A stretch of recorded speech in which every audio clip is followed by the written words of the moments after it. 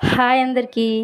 వినాయక చవితి అంటే ముందుగా అందరికీ గుర్తొచ్చేది విగ్రహాలు, మండపాలు, పిండి వంటలు. నాకు తెలిసి కుర్రాళ్ళకి అతి ముఖ్యమైన పండగ అంటే వినాయక చవితి. మా వీధిలో కూడా విగ్రహాన్ని నిలబెడతారు. ముందుగా దానికోసమైతే మండపం వేయాలి కదండి. దానికోసమని పందిరి గుంజను పాతేటప్పుడు అంతా మంచి జరగాలని పూజ చేస్తున్నారు. మా తమ్ముడే కమిటీ లీడర్. కమిటీ లీడర్ అంటే ఏదో పెత్తనం తీసుకున్నట్టు కాదండి, చాలా పెద్ద బాధ్యతను తన భుజాలపై వేసుకున్నట్టు. కమిటీ మెంబర్స్ అందరూ కలిసి అయితే పనిచేస్తున్నారు. ఈ మధ్య నేను ఇన్స్టాల్లో చూసి చాలా నవ్వుకున్నాను. అవేంటంటే కమిటీ లీడర్ పిలిచినప్పుడు ఒకరు ఆ పని ఉందని చెప్పడం, ఇంకొకరు ఇంకో పని ఉందని చెప్పడం అయితే జస్ట్ రీల్స్ కోసమే చేస్తున్నారేమో ఇలా అని అనుకున్నాను. కానీ రియల్గా కూడా అలానే జరిగిందండి.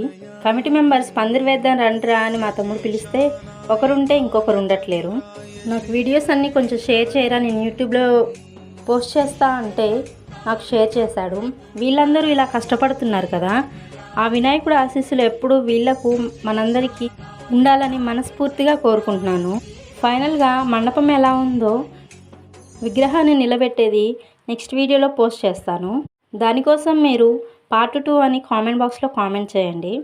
కమిటీ మెంబర్స్కి నేను రిక్వెస్ట్ చేసేది ఏంటంటే, ఈ 9 రోజులు ఒకరికొకరు హెల్ప్ చేసుకోండి ప్లీజ్.